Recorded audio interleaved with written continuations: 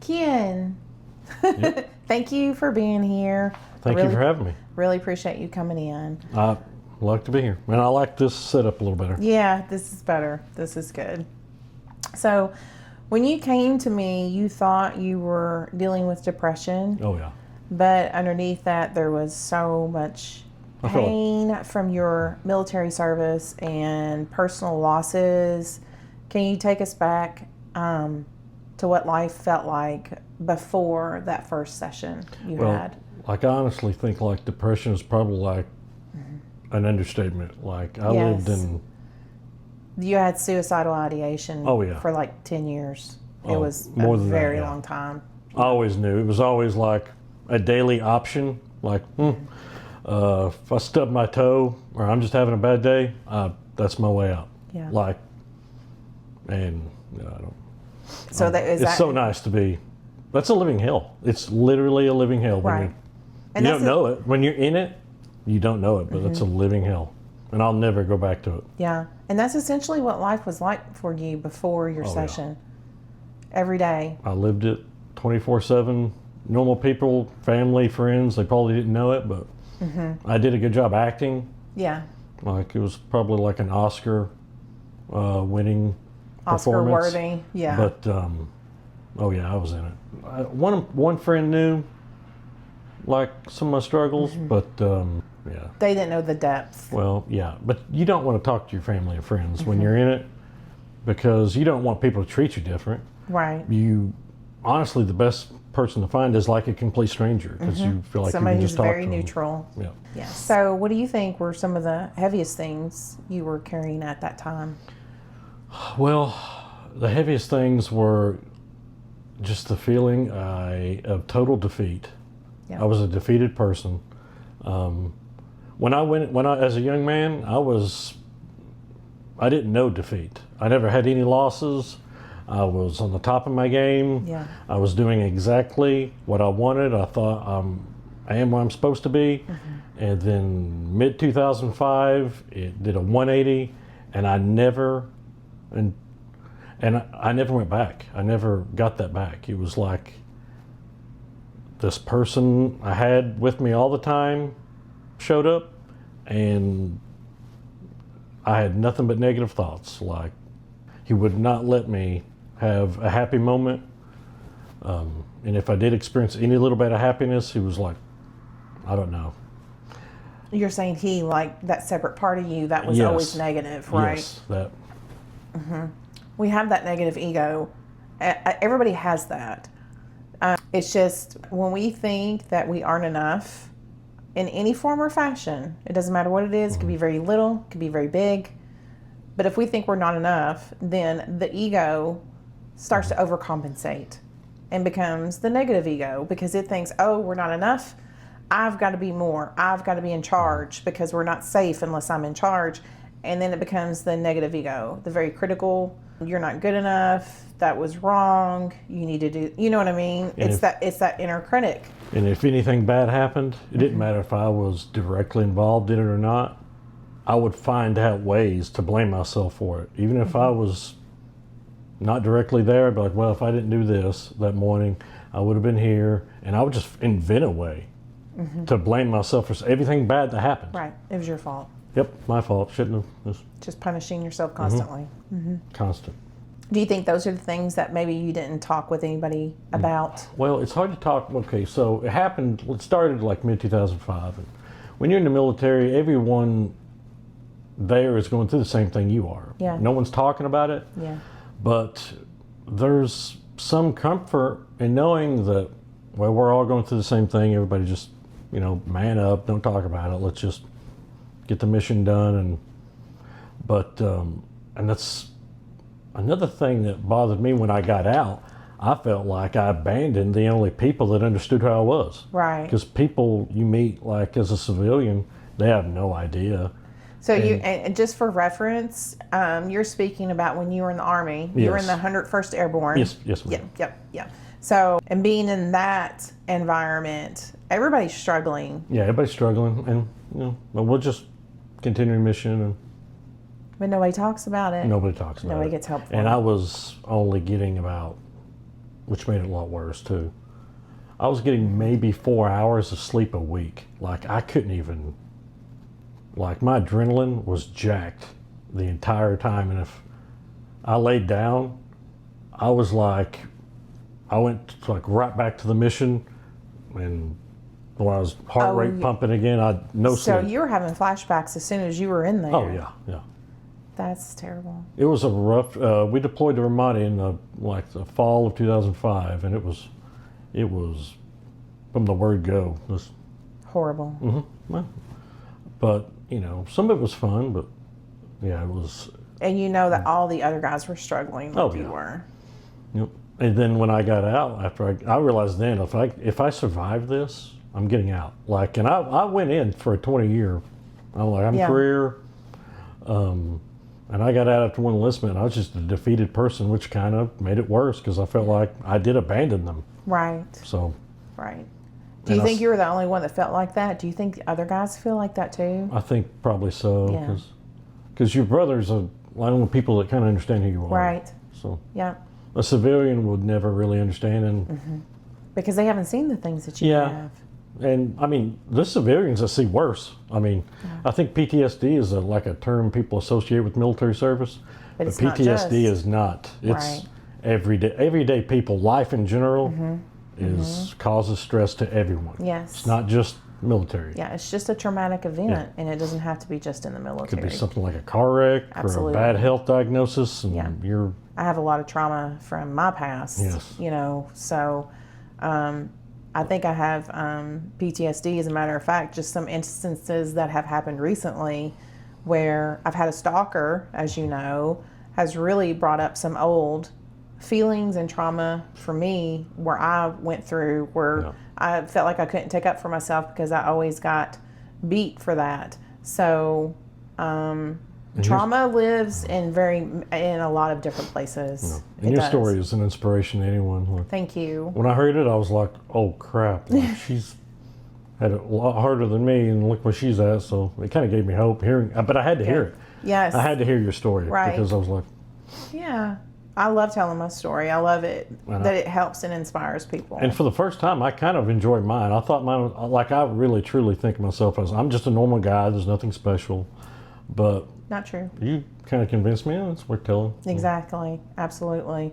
I hope there are many other veterans that see this episode and realize that they are not alone, but it's absolutely fixable. I think, and I want your opinion on this. Do you think that they think it's not fixable, that they just have to live with it? Or they didn't want help. Like truly, they don't want to talk about how bad it hurts them. Oh yeah. But I truly didn't want help. Yeah. I thought, well, this is it. This is how I'm going to be the rest of my life. Mm-hmm. Yeah.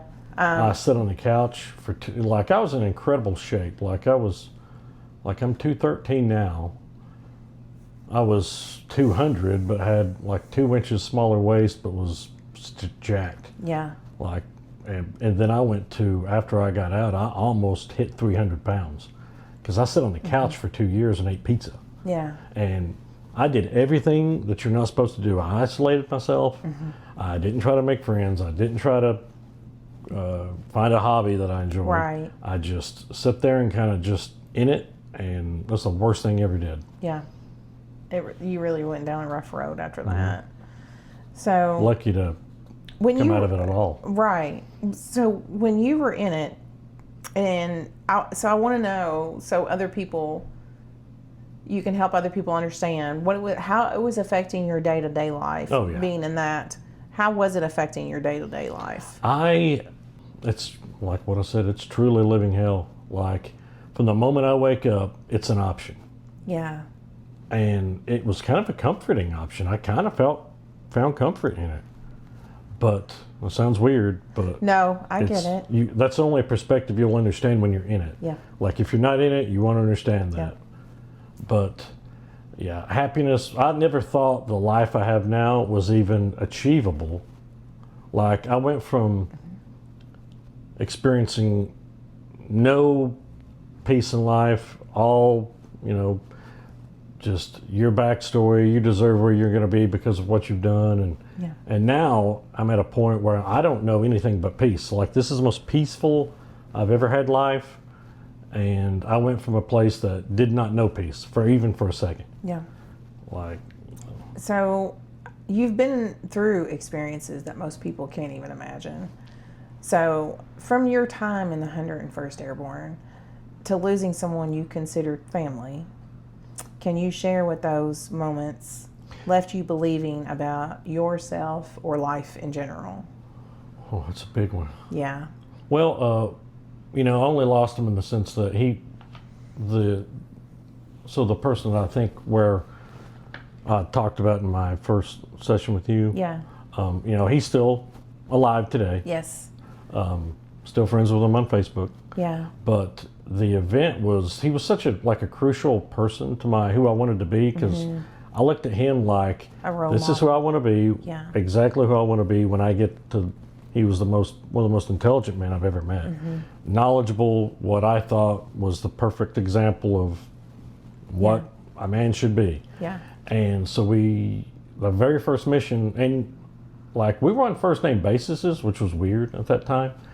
But because I don't know, he took a liking to me immediately. I'm not sure why. But so first mission, I'm out of the wire. We just got to Ramadi, first mission. Do you want me to go into what happened? Or Yeah, so we can. So you asked me about.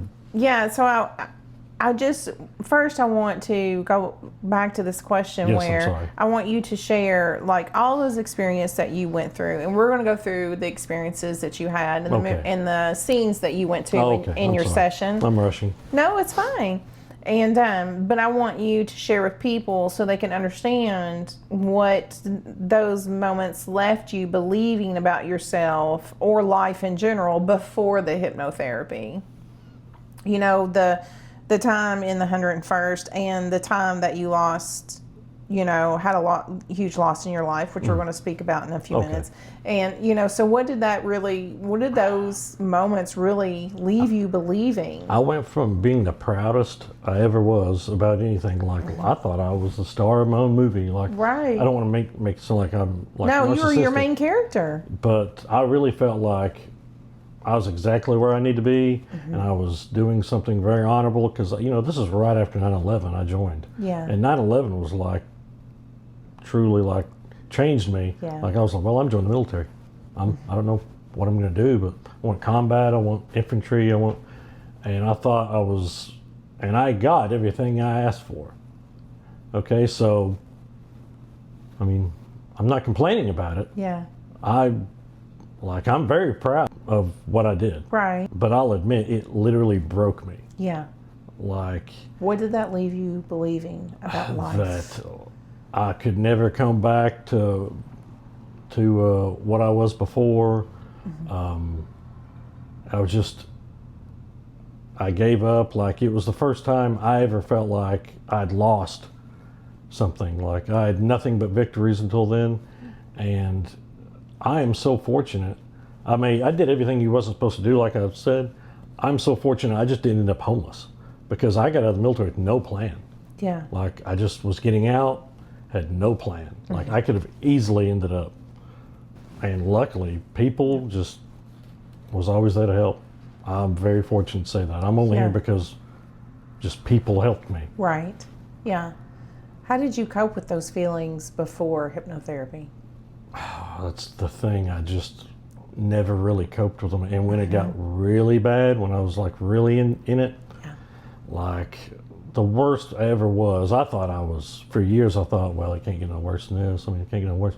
Last October was the worst I've ever had in my life. October 6th and October, I believe it's 28th. On October 28th, I called the suicide hotline. That's the first time I ever did that. And October 6th, pretty bad too, and this is also bad to say, but in those moments where I was like, well, I'm just going to do this. I feel good about it. I expect. You mean unalive yourself? Yes. I know it might hurt for a couple seconds, but hell, what's that compared to all the pain you're having now? That's a good deal. I'll take that deal. But there's something in me, like a small voice inside somewhere that said, Shepherd, Because in my inner monologue, I guess I still refer to myself as my last name. It came from the military, so I just heard a voice like, Shepard, you need to incapacitate yourself, or before you do this. And I remember on October 6th, I was standing in my dining room looking at my whiskey cabinet, and I just opened a bottle of Horse Soldier bourbon and like chugged half a bottle, and ended up just passing out on the floor. Yeah. But I know this is terrible to say, but probably that's Saved your life. probably. And it happened again on October 28th. Like, I was like, Shepard, incapacitate yourself, because I just felt like really good about it. And it was like, but I don't know what voice inside me kept screaming at me to do that. But I've realized post sessions with you, Yeah. I think it was who I am now. Yes. Buried up deep inside, Yes. screaming Yes. at myself to try to get out. Yes. Like yes. You're absolutely right. Like, I've tried to even explain hypnotherapy, and I'm not an expert like you, but it's the most craziest, which and good, yes. not bad, yes. experience I've ever had. I've tried to explain it to people. So I always say that was telling you to do something else other than unalive yourself. I always say that we all have a soul, but I call it an inner being, and our inner being is always guiding us to what we want. Your inner being was telling you, just do this instead. It was loud and clear, and that's what I want people to understand too, because people think that their inner beings are not with them and they don't have any guidance and they feel very alone. And I understand that because I've been there, done that. I was been in the same spot you were. But the truth of the matter is that tiny voice, listen to it, because that is your guidance. That is that soul trying to tell you, no, go this way, no, go that way, so absolutely, you were being guided. We all are, and I am so glad you said that, because it is the truth. And people think when I'm in that dark of a space, I'm not being guided, but you absolutely are, and you are proof positive. Oh yeah, there's a reason I ended up like reaching out to you, and I don't know how I got there. I don't know how we had a mutual friend, and I was like, okay, and that was after I'd called the suicide hotline. I'm like, let's give this a shot. I was just saying, I was so convinced that this is what I wanted to do, but I was like, just give something one more shot. Yeah. And if it works, it works. If it doesn't, you know what to do. Right. And I didn't know at the time the difference between hypnotherapy and a regular therapist. And but right now I would only recommend hypnotherapy, because I don't know that I could have been honest with a regular therapist. Right. Well, with talk therapy, it's totally different because you're dealing with the conscious mind. And with hypnotherapy, you're dealing with the subconscious mind, and everything that we do and why we do it is locked in the subconscious. You couldn't have consciously figured out why you were doing. Someone had to make me go back there. Yes. Because I wouldn't have just voluntarily went there. Exactly. The hypnotherapy kind of put me in a place where we're going back there, and you're going back with someone else. Yeah. So it's like, okay, I can talk, and I had forgot some of the worst details. Yes. You remembered in more detail those memories. Yes, and when I thought about them with someone else more clearly, I was like, well, I wasn't in control of that. Why have I been beating myself? That wasn't my fault. Exactly. That's the aha moment. And without hypnotherapy, I don't know I could have reached that. You would not have reached that. No. Okay, let's back up a little bit. So, I'm sorry. No, don't be sorry. I drink a Red Bull, and I've got the jitters because I don't drink energy drinks. Okay, so going into the session, you weren't sure what to expect. We both know that. Yeah. So what was it like to suddenly be back in those defining moments, but seeing them differently? So this kind of, coincides with what we were talking about. The perspective of someone that's 20 years older. Yes. And maybe a little wiser, because I'm not going to say I was wise, but I'm not going to say I'm a wise person, but you absolutely are. When we go through experiences and remember the past without feeling the pain, that's when we're wise. Yeah. And I'm like experiencing, I remembered it like not as if I'm watching myself. I remembered it from like POV perspective. Yeah. Because I remember when I was in hypnotherapy, like I could see my hands and like I could feel it sounds crazy. I could even feel like heat and like Yes. emotion. You were viscerally and, back there. But where I had tunnel vision at the time and was only seeing, you know, you're trying to break that tunnel vision. Now I'm like I know I'm looking here, but I can look around. It's crazy. Yeah. I don't know. Yeah. What part of the session stands out the most when you think back on it?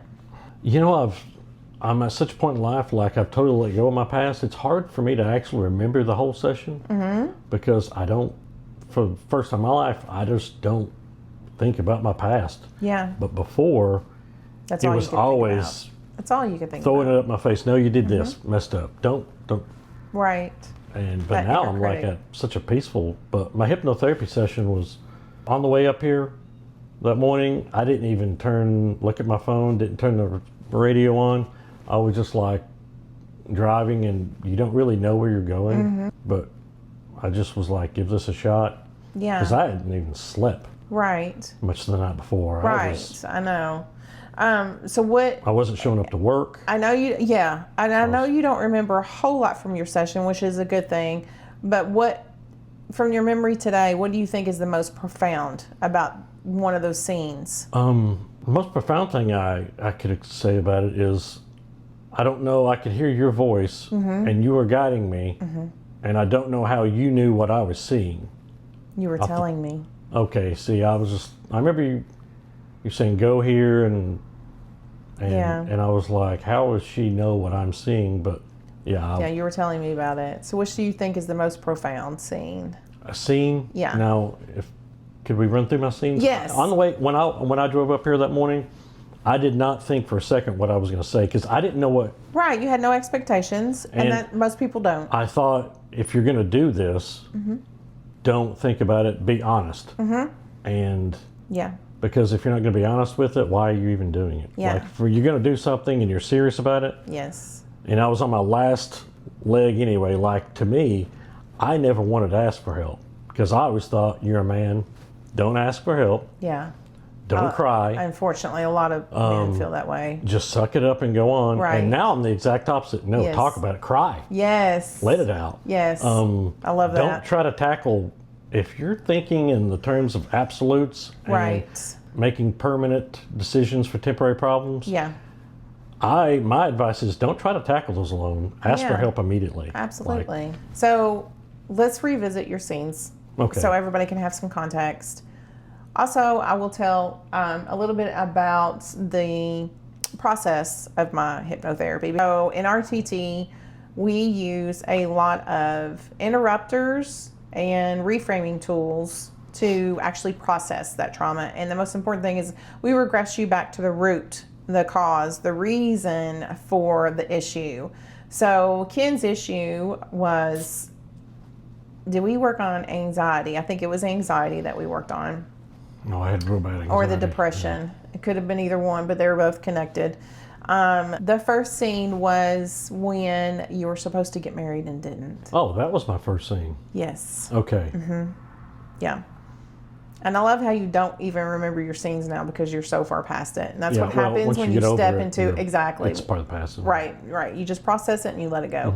I'll let So, it go. yeah, your first scene was you were supposed to get married Oh, and then okay. it was called off, correct? Well, who would want to get married to the person I was? I mean, I don't blame them either. At that point, Right. So, and then your second scene. which, that's part of letting go of your past, I guess. Yes, I it wouldn't have is. wanted to marry me either. Get away from me. Right, and absolutely. Everything happens the way it's supposed to anyway. I'm a big believer in that. Then your second scene, you went back to a time when you were breaking up with your current girlfriend. Her daughter, she Yes. was taking her daughter, and you were in the backyard. You were Yes. watching her playing on the play Yes, set. and she doesn't know what's going on. She Right. doesn't know this is the last time. Like, we were super close. Like, Right, and she didn't want to leave, and that's what made it really, she was really hard. upset, and it upset me worse. And I'm trying not to, just trying everybody in the world not to just hold it together until they leave. Yeah. And then I'll. Yeah. I don't think it's talked about enough what like step parents go through. Agreed. When there's a breakup, because all of a sudden you've stepped up and now you're a parent, and now the relationship's broke up and No, you're you're nothing. not. You're nothing. Yeah. You made a huge commitment, and you choose to love this child and treat it just like it's your own. Right. And now you're nothing. You're out of life and you're gone. That's really So painful. Like I can't even find anything on the internet where people were. Yeah. I don't believe it's talked about enough. No, it's not talked about I enough. agreed. And then your third scene was the scene where you were in the desert. Okay. See, that's the one that's the oldest one, so maybe it's. Yeah, but typically, like I say, the first couple of scenes can be like a breakthrough scenes, right? Okay. Like they maybe not the most important scenes, but they have to deal with the same emotions that you're feeling. You think it's because it happened latest? I think it's because when people are going into hypnosis and I'm regressing them back to scenes, you're still not going to know what to expect. So I think that puts you a little bit, the critical mind still lets a memory come in, but it's not the most significant memory yet. But it's just a gateway into the depths, right? So, and then you got to think about it, that third scene, you've been into hypnosis for a while at that moment, and now you're used to going back to the scene. So the most important scene usually is the very last scene. I will say this, I wasn't nervous at all about. Oh, that's great. A lot of people were, but I think you were just numb. I was so honestly. numb Yeah. that I was like, I'll do and I'm on the way up here, I remember just do whatever Don tells you, and just, because I'd heard your backstory, and I was like, she's been through worse, and look where she's at, just do whatever she says, and that was the logical voice in me that had become a little stronger at that point, I believe. But. Yep, because you were moving in the right direction. Okay. How did it feel in your body and your mind when you started letting go of the guilt and the pain you had carried for so long? Well, I was at a point where I could understand it. Like, that wasn't I wasn't to blame for any of that. Right. And so Which we reframed all of those memories and processed them and let them go. And then how did that make you feel in your It was immediate. Like, it was a huge weight. Oh, Yes. okay. Huh? Well, I wouldn't think about it because I was like, don't think about that. Just don't think about it. No, let's think about it and examine it. Because I'd forgotten some details. Yes. And that's another thing. Without hypnotherapy, I couldn't remember those Right. crucial details. So How did that feel when that left your body and your mind? I felt like when you can actually let go, it's kind of like weightlessness almost. Weightless. You just feel so much lighter physically, don't you? And at a clearer mind. I felt like that person that was always there, just throwing guilt and regret in my face. That's that pained person. He just silenced him. Yeah. Like, nope. You finally let him go. Yeah. That's fantastic. So you've told me that session was a turning point for you. Oh, yeah. So what shifted for you immediately afterward? Well, I remember on the way home, I was like, I would even describe it like waking up from a coma. Yeah. There I was was like, a hey, huge difference. I could, like, my monologue changed. Like, I could look at myself in the rearview mirror, but hey, buddy, like, where have you been? Like, I haven't seen you in a while. Yeah. Like, it was an old friend I hadn't seen. Like, I remember I went home and I was like, I looked at myself in the mirror and I was like, who are you? Like, you didn't used to look like this. Change yourself. Like, Yeah. Because you were overweight then and miserable, weren't you? I didn't know I was overweight. Yeah. I didn't know it. Because I didn't care. It was exactly. So over the weeks and months that followed, what changes have surprised you the most? The video that not the video, the audio. The recording. Your recording was a daily, if I could describe it in terms of like using like AI, I guess, and I'm not a, it was like what do you call like an app you install to keep bugs and stuff out of your system? Oh, yeah. That was like that. Yeah. Like it was a daily, like, you cleared it out. Yeah. When I left here, you cleared it out. An antiviral. And then when it tried to come back, that your recording was like a daily, just nope, not let. And that went on. I listened to it every day, at least once a day. I think I listened to it maybe 3 times one day. But it was like, and once like 2 months had went, I didn't even. That was just that's where I was all the That's time. the default. And Yeah. that's what that recording's for. Yes, the recording was so crucial. I used to Yes. hang on to it like it was a life jacket. Yes, and you are not the only client that does that. That recording, when you want to think new thoughts, you have to think them with intention. It's not the default yet. Your mind is used to going back to those old patterns, and you were self-aware enough to realize when you were slipping back into those old patterns, you immediately turned on that recording to shift and get back into that good feeling. And that is exactly what you're supposed to do. You're supposed to listen to that recording, because that recording is full of everything that you want to think now, or everything you want to believe now, everything you want to feel now. And then you're right, after you listen to it enough, because the mind learns by repetition, and you're really nurturing those new neural pathways. And they do have to be nurtured and thought with intention to build those. And then eventually they become the default. And that's what you did. Yeah. So you even explained to me, like, sometimes I feel bad because I fall asleep during the tape, and No, it's perfect. You explained to me, no, that your subconscious is still listening to Yes, it. And always. yeah, well, it is. And sometimes I'd get like hung up on one or two things you'd say that would just it seemed like every time I heard it, I would focus on something I hadn't heard before, which was just like a daily, like, perfect for that day. yeah. You would say something, and like, even though I felt great, like my daily life changed immediately. People at work noticed I was different. Yeah. But every time I heard that recording, as soon as you said my name, I would just start bawling. But I let it out a little bit every day. Yes. And that's important too. I remember one time my phone deleted it. Do you remember that? Yes. And You panicked. And I panicked because it was like a month later. I was like, Don, could you resend me the recording? Do you still have it? Like, it just was off my phone. Yeah. And I did panic a little bit. But you were really quick to resend it. Yep, I'll resend it right now. And I listened to it, and I was, because I'm a night shift person, so Yes. that was like noon when I was, I needed to hear my recording. yeah. It was my security blanket.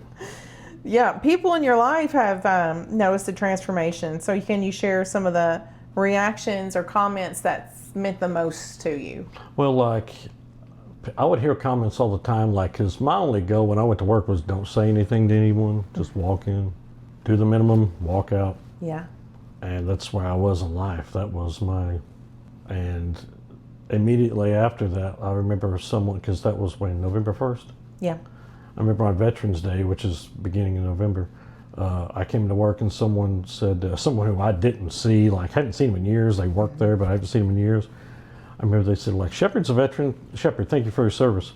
And I remember I walked up to him and gave him a hug, and I was like, thank you for, and they were just like, hugging me, like, and I went from not talking to anyone to, like, I'm hugging people and like, I'm not sure what, I think my family and friends knew something was different, but they didn't want to ask. Right. But everyone knew I was a different person. Yeah. Which I honestly think, like, the way I feel now, if you was to take the person I was when I was 17, take out a 20-year block that was probably caused the most issues for me, Yeah. and just take that out, I'm now who I am then, just older version, Right. without all that middle stuff. With all the trauma. Yeah, that's processed. just gone. I'm just a Yeah. neutral.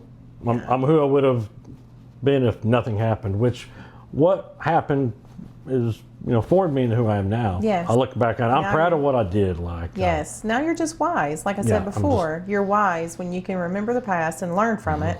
someone, I don't know who said it. I hate to quote something out. I can't. But someone said here recently, life starts at 40. Everything before that is just rehearsal. Yes. I don't know if that coincided with the way I feel now, but I truly feel like I'm totally at peace in life, and I don't want to change it. Like, if I go to a Right. fancy restaurant right now, I'm at this point, I don't want any conflict or anything. If I go to a fancy restaurant, order my favorite cut of steak, just the way I want it prepared, and the waitress is having a bad day and I can tell, and she gives me a chicken cordon bleu at my table, I'm just going to say, thank you, ma'am, and eat it. I don't want, like, No fine. confrontation. It's fine. I'm just at a point where I just value peace so much. Yes. I don't want anything to do with conflict or anything. Yeah, I think that's great. So you've lost 55 pounds. I did lose. And you're dating again and enjoying life. I'm not looking to change my life, but I do Right. enjoy being social. But I couldn't have dated before. Well, how does it feel to be living this way compared to before? It's a 180. It's night and day. I can't explain the difference. It's just vastly different than what you... Yeah. Did you ever think you would get here? Being out of it, when you remember being in it, it's all the motivation you need to never go back to. But you have to go back there to settle those questions. Yes, to And- let stuff go. Yes, you've got to examine it. Yeah, none Like, of us only are when I ever read- taught how to process an emotion. No. So processing those emotions is what's most important, because once you process it, then it's not necessary anymore and you don't feel it anymore. But you've got to do the work. You've got to process it. So how do you handle challenges or triggers now versus before the session?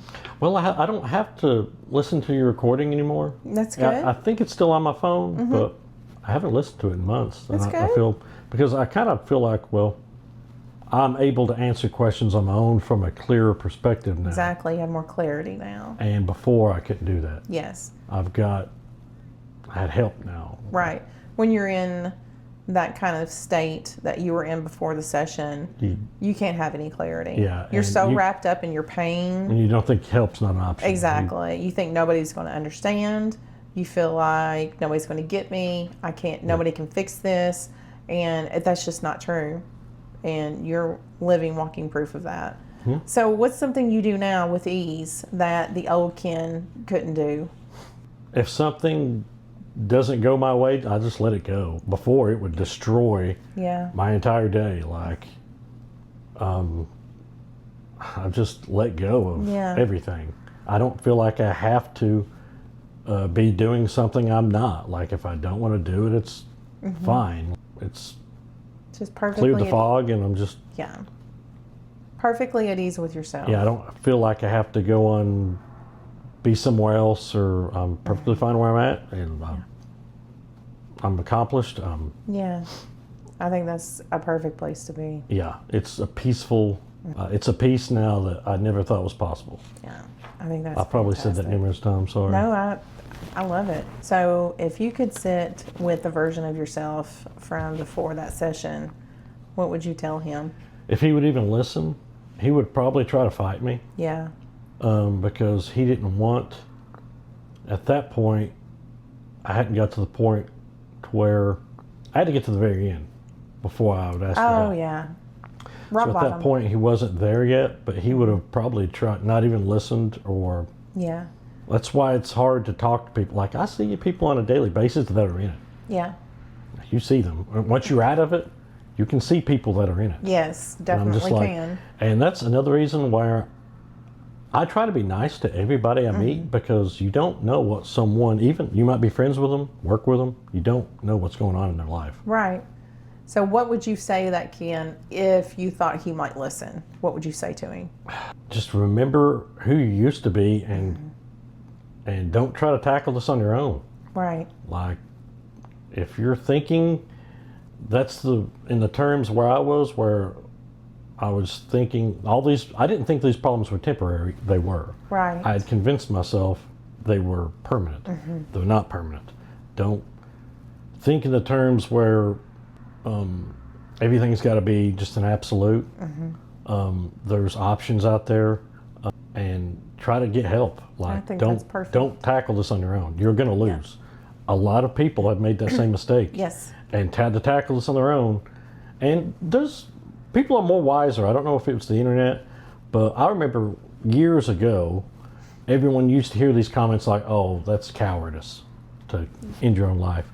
I'll tell you from perspective, some people that have done this were the opposite of a coward. Right. Okay, I haven't heard that in a long time. I haven't either. And that's a good thing, because maybe it's That is not a coward move. Like maybe the 22 a day people that have lost fights with their demons, they've probably changed that, because they're not cowards. Like, No, they're not. they've just tired of fighting Yes. and thought that was the best way, way to solve a problem. End That's of the way I suffering. viewed it as. I'm going to solve this problem. Yeah. Easy problem to fix. Right. And don't think like that. Right. And get up and get out. Don't isolate yourself. I did Yes. everything you was supposed to do. Yes. I think that's perfect. It segues into the next question, which is, what would you tell someone else that's dealing with that? And I think you've said it beautifully.